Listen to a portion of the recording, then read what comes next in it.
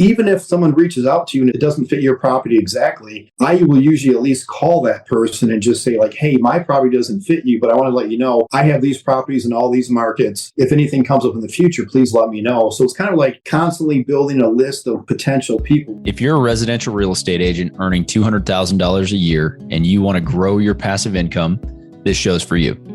Learn the secrets other agents use and hear from experts in our field in order to guide you along your journey to investing in assets like apartment communities so that you can turn your commissions into cash flow. I'm Randall DeCleared. Let's go, baby. Hey, welcome back. All right. Today I am talking with an investor.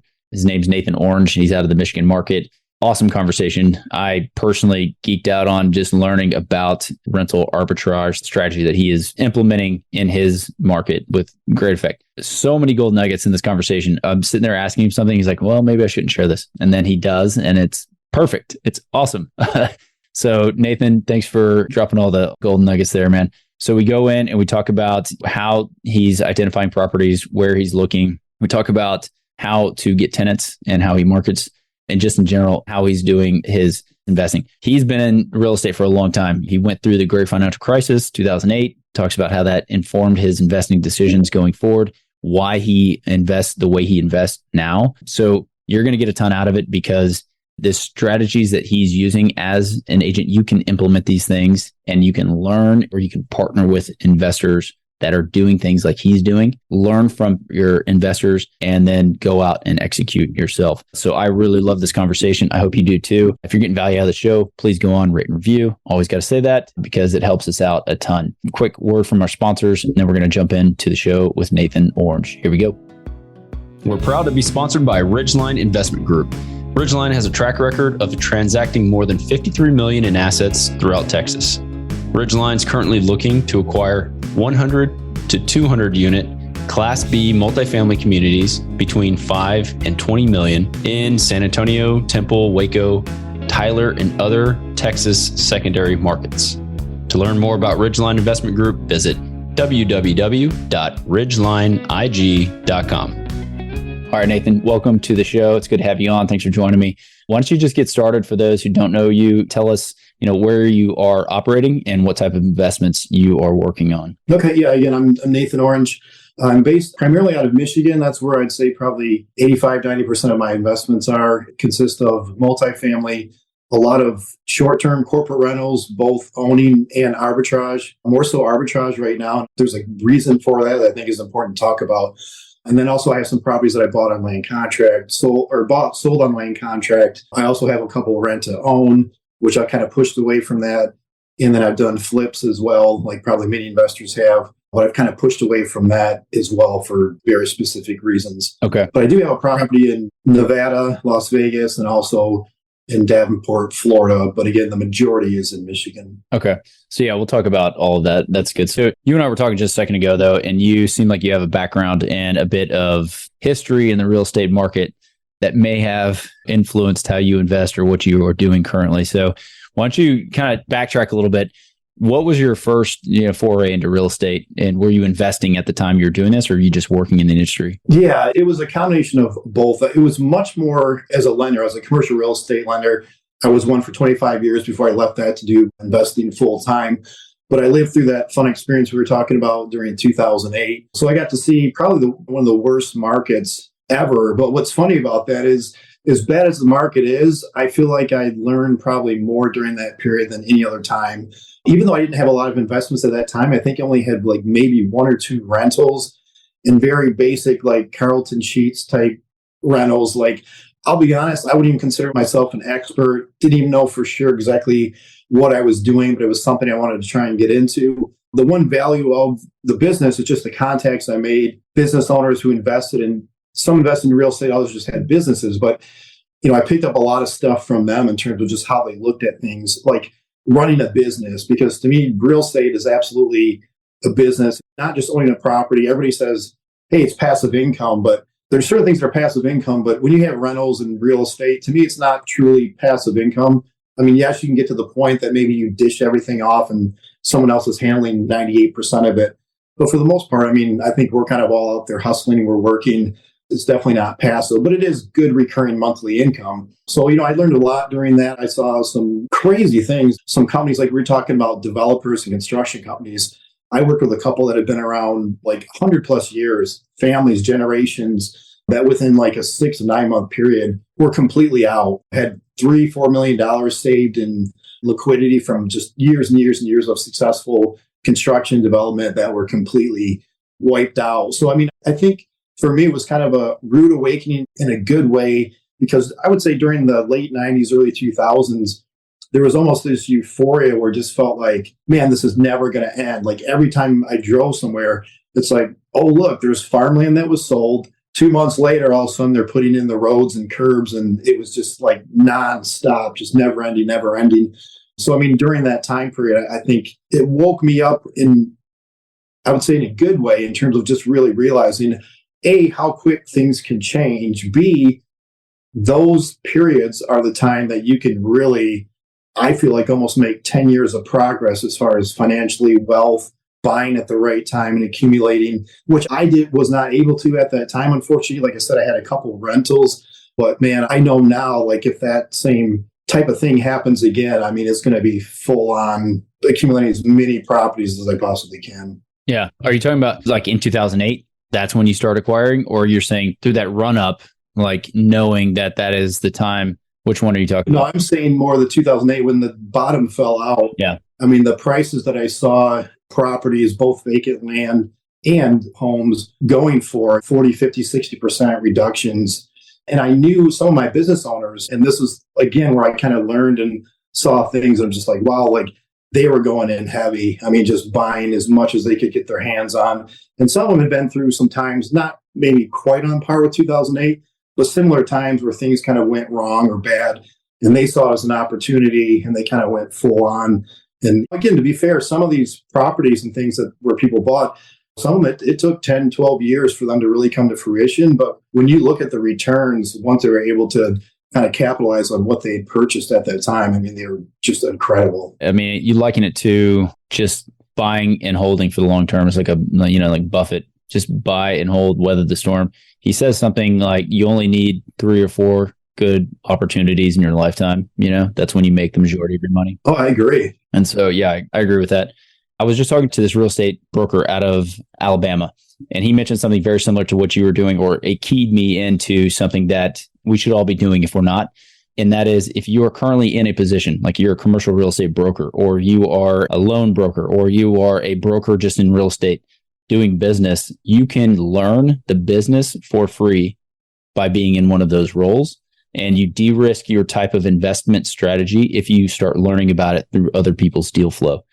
So anyway, just wanted to highlight that again, because we literally just had another conversation with someone else. No, honestly, that's a great way to put it, because I feel like I got some of the most valuable education just financing on, even though I wasn't operating, financing all kinds of multifamily, mini storage. Those were 2 main, spaces within real estate that I did the majority of my financing in.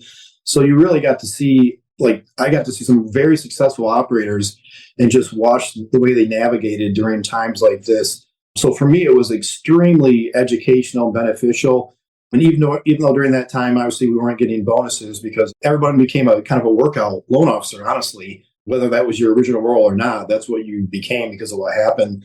So for me, it was just a huge learning experience, and it definitely changed how I looked at investing even, and kind of woke me up to like, okay, this old tired way of just doing like a standard rental. I just started looking at different options, and I'm like, wow, there's a lot better ways than just that, at least for me. Yeah, I want to talk about that. One more question though about the GFC. So do you see any parallels to that financial crisis to today? Like anything that you said a minute ago, PTSD, right, from that event.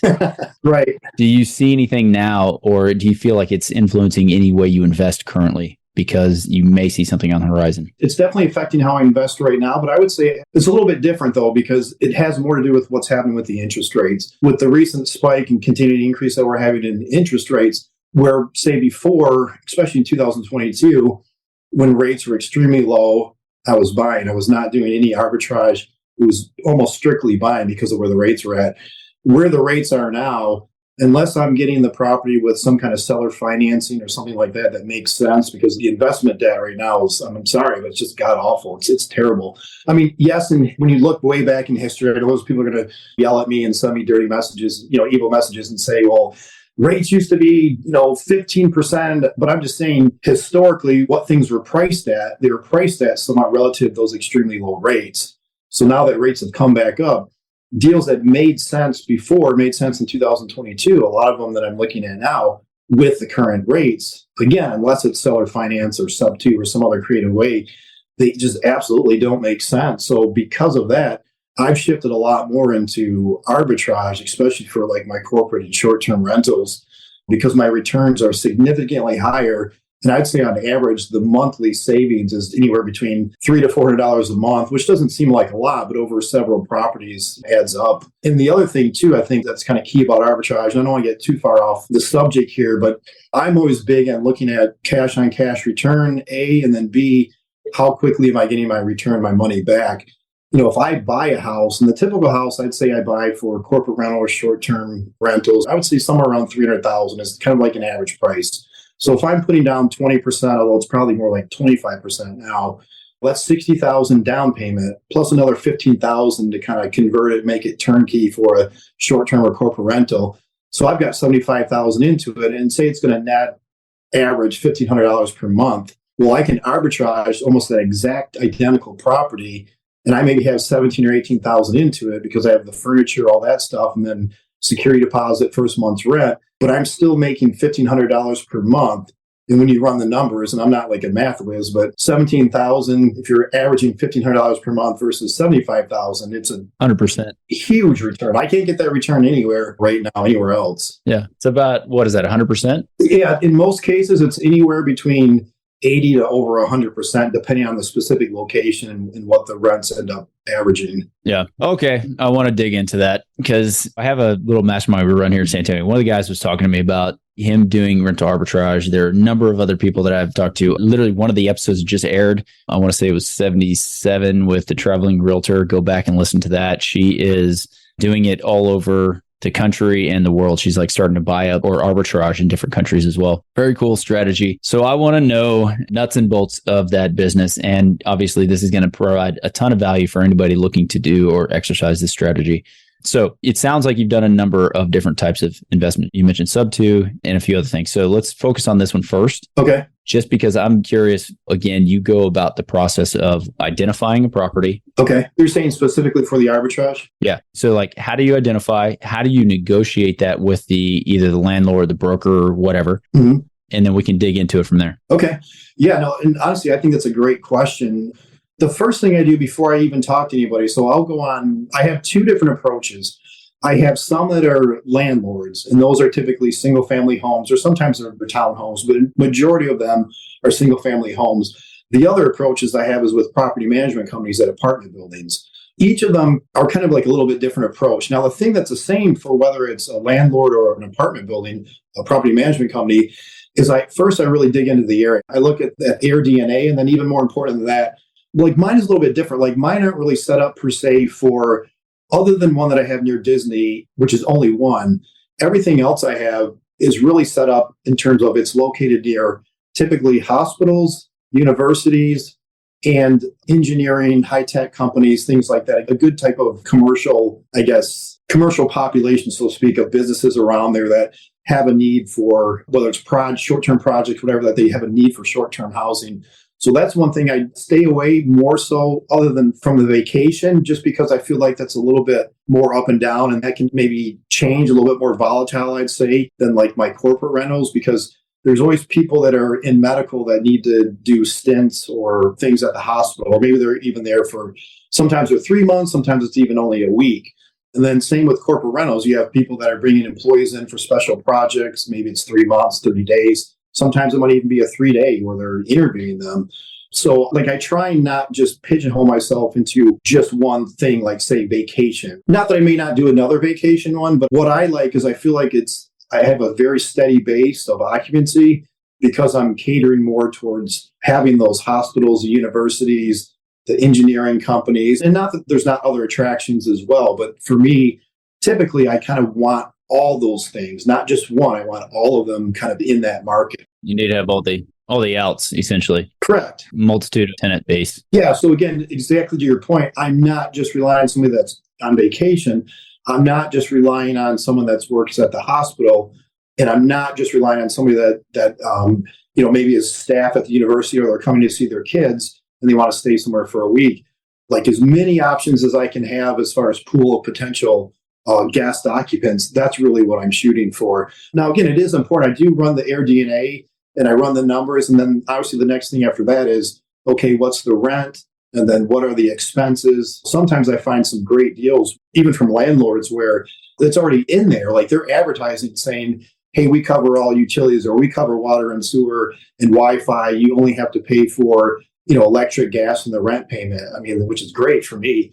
So, I do a lot of upfront analysis on the area. And then depending on if it's a landlord or an apartment building, a property management company, it's just a little bit different how I approach it. Now, the one thing I do up front to try and save time, if it's an apartment building, is I find out, if they even allow corporate leases, because I lease it from my company, typically anywhere between 12 and 24 months. If it's a new area that I'm trying to get a feel for, normally I'll do 12 months and I want to see how it goes. And if that goes really well, what's nice is I kind of build a relationship with the property management company. And like, to give you an example, I have one in Auburn Hills, Michigan, which won't mean anything to anybody, but I started with one. They came back to me after 3 or 4 months, and I was having like great performance right off the start. I was actually kind of surprised how well it did.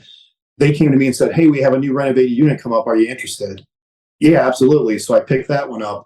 Then I think it was like 3 months later, they called me again. They love me because everything's ACH. They get their payment. They're not dealing with your typical tenant. It's professionally clean 3 or 4 times a month. I'm your easiest tenant you're going to have, whether it's a landlord or a property management company. There's a lot of advantages from their standpoint.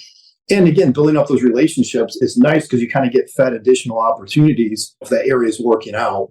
Now, if it's an area I already know that works great and all that, I usually try and shoot for like a 24-month lease if possible. Just depends. I usually don't go much longer than that, only because there's a lot of changes with regulation. That's just going to be continuous. I don't think that's going to stop. So I don't want to get too locked in with too many units in one area for some reason. Also, they change everything and maybe it's not as profitable. Yeah. All right. So I want to ask a couple things about just the strategy in general. If you're not buying anymore, regardless, you have a buy box. You're looking at X, Y, and Z. It needs to be a 3.2, 1,500 square feet. I want a pool, all these other things. Like, what is your buy box, regardless of purchase, or if you're going to arbitrage? Like, same terminology, I'll use buy box. Yeah, it's a little bit different, not based on apartments or houses, whether I arbitrage or buy.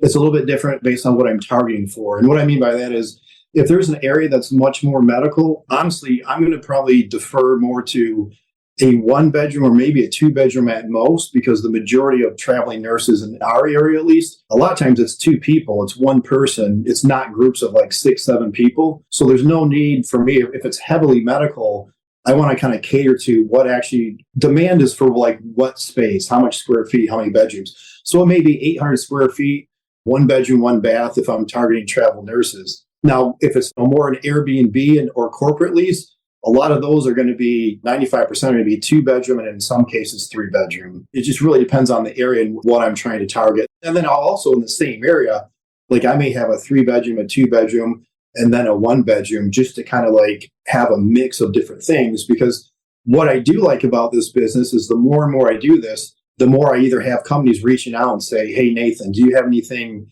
in this market? Or, hey, Nathan, we only need a 2-bedroom. Do you have anything that's just a 2-bedroom? I'm trying to just keep building these relationships where they're coming to me versus me out kind of chasing deals in a sense. And then, too, that helps me kind of determine or gauge what is the need for. If I have 20 different people in 2 weeks that say, wow, we're really looking for a 1-bedroom that's 45 minutes from Detroit, that's great information for me to have, because you're filling a need. What is the need and how can I fill it? And then just a little bit different. But when you're saying, or I was explaining that there's a difference between the management companies and the landlords, with the landlords, my approach is a little bit different, because the nice thing is with landlords, I can relate to them automatically because I have rentals, I've had rentals, I've done all that. So I've been on their end.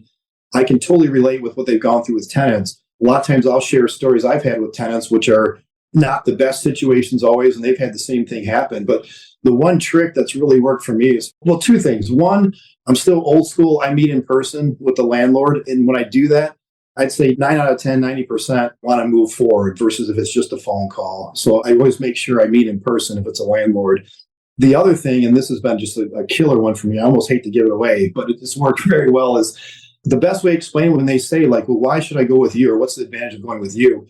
And I love this explanation, and I didn't come up with it, but it's great, is I explain it and say, look, essentially what you're doing is you're getting a property manager to manage your property, take care of it. This rental now is becoming a truly passive investment for you for the first time, because you thought it was a passive investment, but then you're probably dealing with tenants not paying and everything else. I'm going to handle all that for you. So you're getting a property manager, but you're not paying the 10% fee. Like, what better case is there for you as a landlord? And just talking through that, it's like sometimes their eyes like kind of light up and they're like, oh, this is perfect, you know? Yeah. It's not just that. I mean, you're almost guaranteeing their rent in a sense. Exactly. You're getting a property manager that's paying you. Right. You know what I mean? Yeah, no, exactly. And you bring up a good point, because the one thing I always talk about too is I say, look, the other advantage with me is it's going to be ACH every month, but I tell them too, like, look, even if say this unit is slow or I'm not getting the guests that I hope for, I have all kinds of other properties and different avenues of revenue. So it's not a one-off type thing where this is all I have, and if I don't fill this up, you're not going to get paid. And the other thing that's made a big difference too, just before I forget, is I have like, on some of them, I have like walkthrough videos done. And even though they're expensive, I feel like they kind of paid themselves back 100 times over. Is whether it's a landlord, and even with the property management companies, it's made a difference. I'll send them the walkthrough videos of some of my units, and they see, you know, the quality, how well they are. And these are high-end videos. And that just really helps seal the deal too. When they see that, they just feel way more comfortable. They're like, wow, you really set these up nice. You take care of them. And it's, you know, it's about building credibility. And I feel like those two things have just been the way for me to lock into deals like almost effortlessly. Got it. Okay. The way you described it initially, I thought that after you had it leased, you would send them a video of their property saying, hey, look, this is what I did. You're saying ahead of time, you're adding credibility by saying, hey, look, this is another unit that I manage. This is what I do. Boom. Right. Yeah, that's smart. Yeah, good call. Exactly. Yeah, I send it right up front before we even finalize. Yeah. But it's so funny to me, like when I've sent that out, how many deals after I send that, I mean, within an hour, a lot of times I'll just get a message and they're like, hey, we want to move forward. We think, you know, it sounds good. It's like the little bit of icing on the cake to kind of seal the deal. Yeah, that's gold. All right. Well, that's a solid value add right there for sure. I'm curious still on this deal. I got a couple questions I was jotting down. Best deal, worst deal. I mean, those are pretty given. Big mistakes to avoid. We'll kind of maybe touch on that. But so you mentioned something about you get a great line of sight. This is something that I talk about in multifamily and just buying. If you own property in a certain area, you get the inside loop. Like you're like, okay, well, I know people want this, or how many leads did I get for this rental? Blah, blah, blah, blah, blah. Right. So then you hear that. So do you know of any strategies or tips that you could provide anyone who doesn't currently own something? What can they do to try to get some of that inside information? Do you have any ideas there? Well, one is if they're talking specifically like short-term rental, I feel like overall the community of short-term rentals, I think it's been a pleasant surprise. I feel like even though we're somewhat competing, I feel like everybody still tries to help each other out. And like I have other operators that we talk and we're like, hey, if someone contacts me, my unit's filled and they have a unit in the same market, I'll tell that person like, hey, I've got a good friend. They own a property that sounds like what you're looking for. But checking with people that are already doing it in your market, like they may tell you right away, like, hey, you know what? I was buying 4-bedroom houses for a while and trying that. And honestly, you know what? It did not work out. So I switched. Now I'm doing 2 bedrooms and it seems like the demand or occupancy is like off the charts, like things like that. It's really just kind of like you've got to put in some effort in terms of doing your homework. I feel like overall people are more than willing to help. And then sometimes realtors too in that market. I think there's a big difference between realtors that are just realtors and realtors that are investors. Realtors that are investors automatically, I would say, get me way more and they understand where I'm coming from. And they help me more because they're looking at things because they have their own investment properties. They understand why something either works or doesn't work, and they'll save you a lot of time. But, you know, if they really know the market, you know, I've had realtors call me and say like, hey, this property is going to be coming up and here's where it's located. And within 10 minutes, you have this and 10 minutes, you have that. And they're like, I know what you do. And this seems like this is the perfect fit. So realtors and then even other operators in those markets. I mean, I feel like overall people are very willing to help and kind of tell you what's working for them. Oh, man. Good tips. Seriously. It's like the big value add. I love this episode so far. All right. We got good. All right. Another question, man. You mentioned traveling nurses. You mentioned corporate relocation. Yes. Okay. So some of my friends do some of the very similar stuff that you're working on. What is it that you have done, or how do you become either like a preferred vendor, or how do you get on their radar? How do you like start getting that clientele when you're trying to fill your vacancy? Well, that's such a good question, honestly. I love that question. There's a couple different ways. There's ways that are, I'd say, more proactive, and other ways that are just more kind of getting your name out there. Like Furnish Finder is a very popular site. I love that site, and it's more specific towards travel nurses, but I've got some great contacts from insurance companies. In fact, right now I've got one property that I just renewed. The timing couldn't have worked out better. It was a fire damage client that was in there. They moved out. 2 days before they moved out, my own insurance agent called me and said, Nathan, do you have anything within this market? I said, yeah, actually I have one in 2 days that's coming up. And it was a 3-bedroom, 1-bath, completely renovated, really nice house. This is one I own. And I'd like to explain why I own this one too at some point. I think it's very important. This is a very interesting deal. But my point is, going back to Furnish Finder, even if someone reaches out to you and it doesn't fit your property exactly, I will usually at least call that person and just say like, hey, my property doesn't fit you, but I want to let you know I have these properties in all these markets. If anything comes up in the future, please let me know. So it's kind of like constantly building a list of potential people, whether it's insurance companies. I mean, I know there are some people too that it will be actually contact the hospitals and do all that stuff. I haven't honestly done too much of that. Knock on wood, I've been fortunate enough that I've either had enough leads come in or just enough people through the platforms in terms of Airbnb or Vrbo that have just gone to the place, even if they are medical.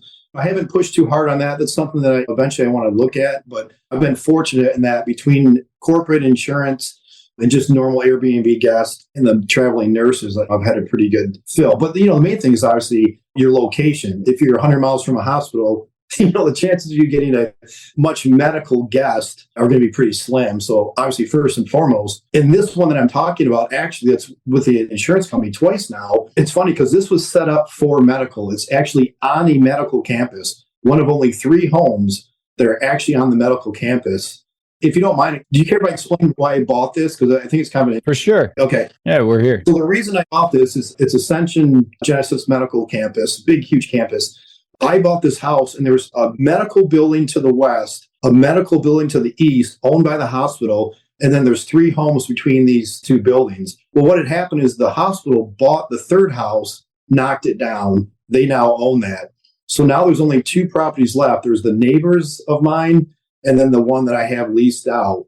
And eventually the hospital absolutely wants to connect these 2 pieces, these commercial medical buildings, so that they own the entire strip and the houses are gone. Mm-hmm. So I'm hoping the neighbor sells eventually next to me.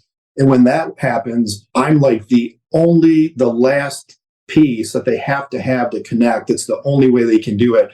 That's why I bought it. And that's kind of what I was getting at. Covered land play, really. Yeah. Because for me, like I'm holding this one as long as it takes, because I feel like at some point, there was going to be a payday just from the need of the hospital to end up completing that space. I mean, I know what they're going to do. They're going to put another medical building up on those 3 houses after they knock them down. Yeah. Here's a little tip. I mean, and you may have already tried this, but we knew that the city was going to condemn part of our property. We bought these lots here in San Antonio, had line of sight or understanding of what was happening, and surrounding landowners were out of state or out of town or something. I don't know. I can't remember exactly what happened. So they didn't know, I guess, what was going on. We're getting the letters, weren't getting notices. We bought those properties just because, and we were like, okay, we're either going to develop them. And so we went through the process of figuring out what we're going to do with the land.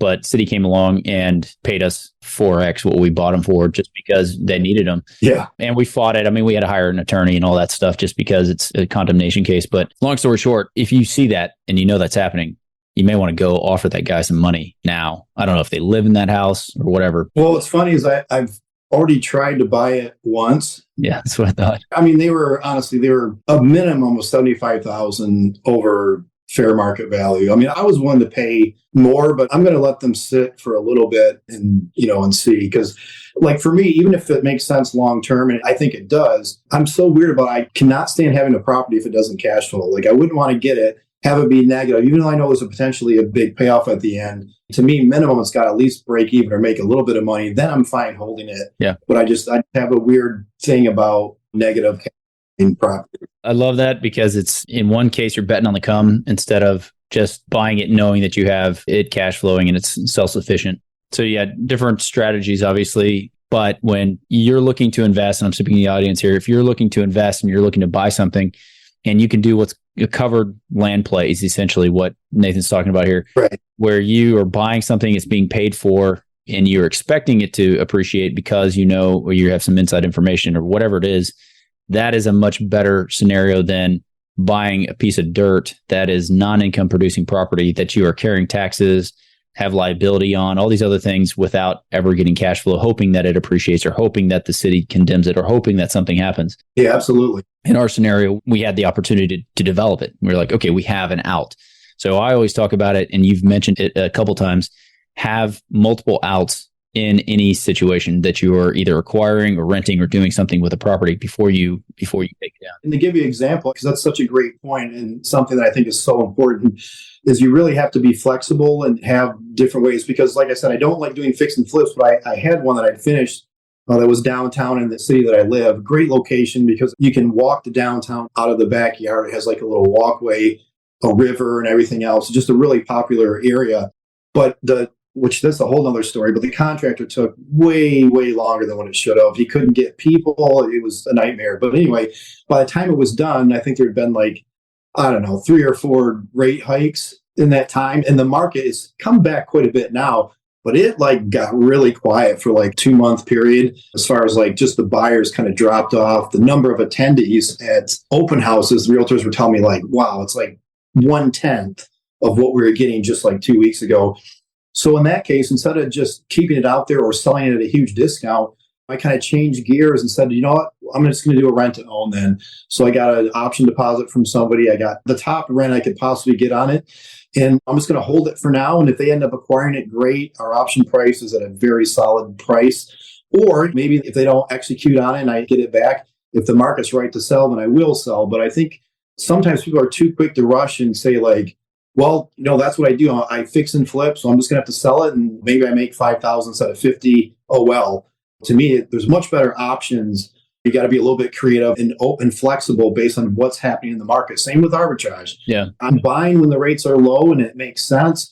When they don't and the cash flow is way stronger, arbitrage just makes more sense now for me currently. Yeah, I've always had a thought process very similar to that because finding a deal is so damn hard, right? Finding that deal. And once you have it, it's I could just sell this for $5,000, take my lumps and go, or I could figure out a way. But obviously it comes down to what's your cash situation currently? Can you afford to not recapitalize by doing a rent to own? Well, and what's tough too, I think, because you bring up kind of a great point that I was just thinking about is a lot of people that do the fix and flips, I mean, they're using hard money lender at severe high rates. And honestly, they kind of don't have a choice. If the hard money lender's not going to work with them, they've got to get out of the deal. But see, that's one thing where I'm different. Even on the fix and flips, I don't do away with the hard money where I'm under pressure that I have to sell it. I like to have options. Even if that option is I already know I have a takeout for the hard money lender if I need to keep it. I never went into a fix and flip where the only exit plan was having to sell it and pay that person back. Yeah. I want to say I used hard money maybe once, honestly. Everything else was private lenders. Always had conversations with people that knew what I was doing, knew what I was working on. Exactly. Started slow, hey, this is a deal. I've been doing this on my own. Even early on, it was a private lender who gave me 10% rate with no points. That was the big win, no points. And he didn't care if I kept that for 15 years. It was a 15-year term. Right. But he was he just wanted money on the street working. And so that gave me the flexibility of wrapping some of his loans, doing a lot of different exit strategies that I used. Yeah. So that's a good point. If you're doing the rehab and the fix and flip and that sort of thing. So I'm kind of curious. I want to ask you, what was the transition? How did you get out of the commercial lending and when did you actually get into the investing side where you were full time and or do you still do commercial loans? Maybe I misunderstood that. No. Well, it's interesting because I recently started a debt placement company with some former colleagues of mine, but it's more it's not my number. Real estate absolutely is going to be my number one thing until the day I die. That, nothing's going to change with that. It's more just a side revenue alternative, another source of income. It's almost more like a commission-based setup. I mean, I have ownership in the company, but I'm not officially a lender. I'm just a broker, and I am brokering some deals. And that's something new that I kind of started just to kind of have even another source of revenue income. I like to be diversified. But honestly, it was a couple things that happened. I would say 3 years before I left banking, I started to put the gas pedal down a little bit as far as like real estate. It's frustrating too, because I feel like if I had to do it over again, and I know people are not going to like me for saying this, but I probably would never have gone to college. Even though I went to two great colleges, I would have probably spent $50,000, $60,000 on mentorships and training and things like that. And I feel like I'd be 100 times further ahead than where I am now, even though I've had a good run, especially the last 3 years. But I kind of, to get back to your question, I kind of started 3 years before I left. I was just kind of like one of those things like, why am I working for someone? Like, I've always been the kind of person where people that know me would be like, I can't believe that you're not just doing something on your own. So I was always kind of had that entrepreneurial spirit. I love talking and investing. It's just something I've always been passionate about. But I mean, it really started, I'd say like 3 years ago that I really started pushing it. And the big impetus for it, I think, was I do a lot of financing for business acquisitions too. And a lot of these clients were using this Rob's account. And I'd never heard of a Rob's account. I'm like, I usually have heard of everything. I'm like, what's a Rob's account? And it's similar to a self-directed IRA, except you put your retirement into it. It's a C corporation, but you can actually take a salary. Because before, when I was looking at it, I'm like, well, I could do a self-directed IRA. I'm like, but that doesn't pay my bills like on a monthly basis. So how am I ever going to leave my job with a self-directed IRA or a solo 401k if I can't actually pay myself? Well, this Rob's account retirement structure, you can pay yourself a salary. I mean, there are certain restrictions, things you can and can't do as far as like family being involved and stuff like that. You have to be careful about. But that really was the big impetus for me, because once I could plow my money from my 401k and I had a self-directed IRA as well, I put them both into the Robs. And then I kind of went on a little bit of a buying spree and just started getting things going. And I would say, and I don't want to get off topic, but I mean, just some of the political stuff that was going on at the bank and just stuff that I just wasn't comfortable with, where I was just like, hey guys, let's stick to banking. Like, we're starting to get way off topic here and what we're expecting people to, how we want people to like almost think or act a certain way. And I'm like, I don't understand what's going on. So for me, it was kind of a personal issue too, where I'm just like, I'm just not feeling it. And again, too, I've always kind of been the person that I'm like, I always knew at some point I'd go on my own, but it sure took a lot longer than it should have. But what year did you go off on your own? It was roughly 3 years ago. So around 2020, I think. So recent then. Yeah. And I'd had some properties, like I said, a little bit here and there before, but I didn't consider myself like a serious investor per se, very knowledgeable, but in terms of actual investments. And honestly, anyway, with investments, I found like anything else, you can read and watch and do all you want, but you never learn anything until you get your hands into it. Because there's things, especially like you said with multifamily, there's a lot more factors with multifamily than a single family house. And I know that even from the lending side and also from, I do have a multifamily that I operate as well from the operations side. But there's a lot to it that you don't even think about. Even though I've lent on them for 25 years, there are things that you're like, oh, geez, I had no idea now that I'm an operator. So you write the loan, the day it closes, you're done. You're like your commission check and you're like, all right, great, good luck. And the operations gig, the business has to start, Yeah. And honestly, it's just one of those things. Anytime you're dealing with people, it can be challenging, whether it's tenants, whether you name it. The only good thing, I think, because I started so late, kind of this journey, is it's really motivated me to kind of push outside my comfort zone in terms of how quickly I've added some properties and just kind of done some different deals that may have taken me 10 years if I started a long time ago, that I've kind of done within the last 3 years. Because I've kind of had the strategy right now where every dollar that comes in, I'm really just reinvesting into more properties and different things. And kind of like delayed gratification. Then at some point, I need to sit back, my wife and said, like, you need at least just like 90 days and just like relax. Just let all the hard work you do like pay off for a little bit and then go get your next property. And I'm always agree. I'm like, yeah, you're right. And then the next week she's like, why is there a new LLC, article? Or, I got this letter in the mail. What the hell? Right. Like every day there's a new LLC form. So I don't even know how many companies you have now. I just laugh. I'm like, yeah, I'm not sure I do either, but. Well, you taught me a Robs. I've never heard of that. That's very interesting. So are you still using that and you are plowing money into that and then you invest through that vehicle? So all the money that it earns is tax-free? Is that what I understand you're doing? No. That's where it's different. You file a true C Corp, just like a normal C Corp, okay. But you're allowed to basically transfer your retirement money without paying as if you took a distribution. So you can use it to either buy an existing or to start a new business. And then eventually at some point, if you want, you can convert it away from a retirement account But then obviously any gains and all that stuff, you would have to pay those at that time. Or if you just keep it in there. But no, you do pay taxes, but it just allows you to transfer all that money into the business without a big tax event when you transfer it. Got it. Obviously, like if you pay yourself a salary, you're going to have the same payroll taxes and all the normal stuff. Yeah. No, I get that on the expenses side. Because like the thing with a self-directed IRA, if I take that money, I invest it in a deal, and that deal earns money that goes straight back into that IRA, that's tax-free money essentially until. Correct. Yeah. So is it the same thing? Like I get the expenses that you're paying. Yeah, no, and that's the big advantage of still the self-directed IRA. Like if you don't need the money and you're not trying to like leave your job, I mean, honestly, I think it makes more sense to be in a self-directed IRA or something like that, where you can just accumulate a bunch of earnings and income tax-free. But for me, it was a little bit different because I'm like, what's the quickest way I can leave my job? Got it. Still invest in real estate, but not like take an actual distribution and pay a huge penalty in taxes on my retirement accounts. Yeah, that makes sense. Okay.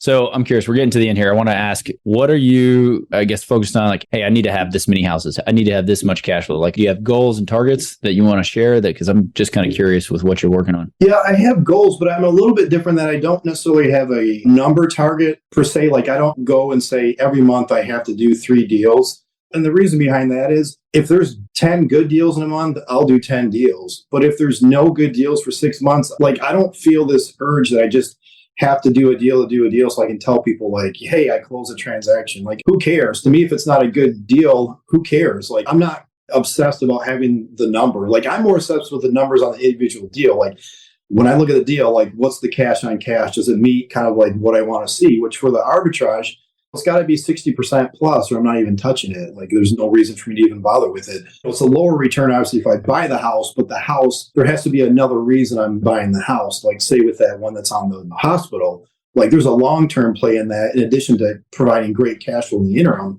Because, like, with that one specifically, the insurance clients are in.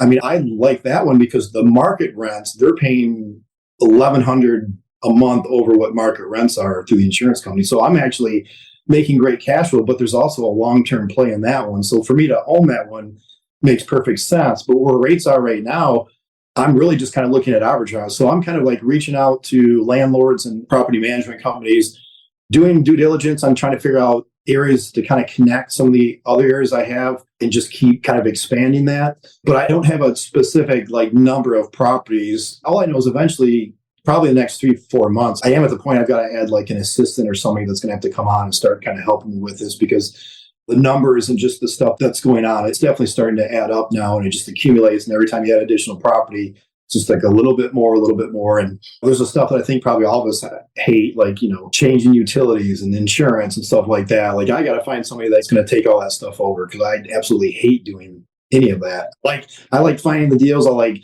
structuring the deals. I like meeting with the landlords, and I love seeing properties. I mean, my wife loves to shop, but my thing is real estate. I mean, I can go look at 20 houses, 20 apartments in a week, and I love it. I love seeing the different styles and what people have done. I got a little tip for you. Maybe you can use it, maybe you won't. I don't know if you are big into like setting up systems and processes, but if you're growing, then obviously you need to in order to scale a bit. But one thing that could be helpful is Asana. I don't know if you're familiar with Asana. It's free. It's project management software. You can go in, like right now, I have VAs overseas, and it's a Kanban board, or it's just a task list or whatever. Mm-hmm. Every time you get a property, if you have it templated out, like turn on utilities, do this, order this, whatever it is. And is it spelled like Sauna, like S-A-U-N-A, or different? A-S-A-N-A. Oh, Asana. Okay. Yeah, asana.com. I mean, there's a number of them like that, but I'm telling you, you tag your teammate right over wherever they are in the US and the Philippines, wherever they are, and then they get an entire task list of items that auto-populates. So I don't know if you do it on a CRM or however you're doing it, but if you sit and do it one time, right, and it's like you can outsource those little things that you're doing. It's cool to hear about you using the virtual assistants, because I know a lot of people that do, and I've just kind of been hesitant to do that. But I mean, I have no choice soon. I'm going to have to either bring some on or get virtual assistants. That's the one area, to be completely honest, I would say that I probably lack in a little bit is some of the technology and these systems. I mean, I have some things like with the corporate and short-term rentals. I've got a good system in place as far as like how things work with my cleaners and automated messages, and all that stuff is pretty good. But I really need like an overall thing, like you're saying, like a sauna for like all that other stuff that I hate to do. Yeah, I mean it is, and you can have, again, if you have an assistant, you can have them set up with your, like for us it's CPS Energy, like you can have your corporate login essentially for this thing, so they can go in, turn it off. Same with the water, all of that good stuff. Oh, that's great. Man, I don't know. I feel like I could talk to you for a long time. I don't know if you got a hard stop right now, but I got some more questions if you got another second. Yeah, no, absolutely. Yeah, no problem. Okay, cool. So yeah, again, just on Asana and that sort of thing, just if you're setting that up and you want to chat about it, by all means, hit me up. I'm literally looking at Asana right now because I have a bunch of questions that I ask everybody, and it's a great system. I use it for all kinds. Yeah, no, I appreciate that. All right. So the nuts and bolts on I guess what I'm trying to drill down to on the arbitrage business, like, do you have certain language in contracts or your leases with the owners that help you to then release these things? It's a pretty standard lease agreement. The only main difference is there's an addendum to the lease, but honestly, that addendum actually protects the landlord, and it's actually more helpful versus something where they're like, oh no, what's a side agreement? The side agreement just basically states that they understand that I'm responsible for the guest and any damage they cause, which, obviously you have insurance that covers that. And there's free insurance even through Airbnb that covers, damage as well. But it's essentially telling them like, hey, you're not going to be held responsible for something the guests do, or say something changes and short-term rentals aren't allowed or whatever like that. Like, they're not the ones responsible. I'm not just going to walk away and be like, hey, sorry, they changed the rules. So, I'm taking my furniture and here's your unit back. It's just more letting them know that I'm responsible for what I'm responsible for. They're not going to be held accountable for it. And the big things as far as repairs, I let them know that it is their responsibility, just like a normal lease. But, I tell them, like, if it's something small, you're not even going to hear from me. Like, say the garbage disposal stops working. Yes, I could have you do it and all that, or maybe I will have you reimburse me or whatever. But honestly, if it's a great performing unit, and if I have a great relationship with that landlord, say it's $40, $50, I'm just going to have my contractor go over there, knock it out, take care of it. I'm not even going to bother him. I'll just tell him the fact, like, hey, I replaced your garbage disposal. Don't worry about it. We're good. Just don't rock the boat and keep the tenant happy. And absolutely, you can get to it faster than putting in a report and waiting for them to show up with their guys. Exactly. Yeah, that's good advice as well. And I'm just still kind of curious. So are you seeing typically on these midterm rentals, like double the rent? And do you post your midterm rentals on Airbnb, or is that two different strategies, right? Are you posting only your weekend rental style short term? No, really good question. As far as the rents, that somewhat depends on, for a corporate rental, like how big the group is. So if it's a bigger unit, like a 3-bedroom, and say it's like 6 people, in those cases, I'd say you're really close, almost exactly what you said. You're about doubling what my rent is in terms of what I charge them. And then the other question you had was as far as how I market or advertise for those. Yeah. What's interesting is the corporate rentals, a lot of times I actually do get contacted through the platform. And normally we'll start out where they may basically lock in a month and they'll actually do it through Airbnb or Vrbo. But then one of my strategies, which hopefully nobody from Airbnb or Vrbo's on this call are going to watch this, but if it goes well and as I start building up good rapport, my main goal with the corporate rentals is to actually talk to them about billing them directly, because it saves a tremendous amount of fees that you pay through the platforms. And so far, 100% of them have agreed after a month or 2 months to just go ahead and do that way. But what's cool is I go to them and I'm like, hey, I can save you $300 a month if you're interested. I mean, every one of them are like, yeah, I can pay $300 less a month. Sure. Like, they don't care. But it's funny, on my end, I make like almost $800 more a month just by them billing directly. Okay. I was wondering what that was, what their fees on a percentage basis. Yeah, it's a sizable difference on a monthly basis to bill. So when I have a corporate in there, I kind of like snooze my listing for that. And then once they give me notice, like they always give me 3 days notice if they're not going to renew for the next month, if it's corporate, then I just open it back up and let bookings hit unless I have another, corporate lined up already or something's in place. Off market sort of deal. Yeah. Yeah. Awesome. Man, good stuff. Ton of value on this strategy, man, because again, I hear people doing it, and my conversation, I just listened to the episode with the traveling realtor where we were talking about this again. It just aired on Monday. And I was just like, am I late to the game to try this strategy out? right? Is it saturated? Like, do you feel like it's saturated? Because you're still doing it. I mean, you're still looking for. Yeah. And that's where, again, I think, and this may be all related to the PTSD from 2008, but this is, again, where I'm trying to stay away from for the most part, the vacation type short-term rentals. So like, I would be more nervous if all I had was like vacation type rentals, because if something happens, like either COVID again or whatever, there could be a huge disruption as far as guests and bookings and all that stuff. But again, I'm really just crazy about trying to focus on areas that have the hospitals, universities, and all these other things where I'm not necessarily, it's about someone per se taking a vacation. Now, again, I do have Airbnbs that's what they do, but it's not all of them. I have a pretty good mix of corporate insurance and then the more traditional Airbnb short-term rental. Awesome, man. Like, I appreciate you jumping on. Like, I love having these conversations, talking real estate, especially talking investing. As the show indicates, Agents Building Cash Flow, like this show is geared towards helping real estate professionals, real estate agents grow their passive income. Do you have any advice to any agents who may not currently invest? Yeah, there's two things. One, which we kind of talked about before, is the one issue I see, and it's not just agents. I'm just saying it's more in general, but it applies to agents as well, is I feel like sometimes people are too concerned about where they feel like they have to have so much knowledge and have everything figured out before they like take their first step to do anything. And I think that's really the wrong approach. And some of that I think is fear-based. Some people are just like, I'm so worried that my first investment, I'm going to make a mistake or I'm going to do something wrong. And if that's really how you feel, I think on your first deal or even your second, like partner up with somebody that's an expert, partner up with somebody that knows what they're doing, learn from them, but you still have to get your hands dirty. You got to take action. That's a big thing. It's just actually doing it, get into it.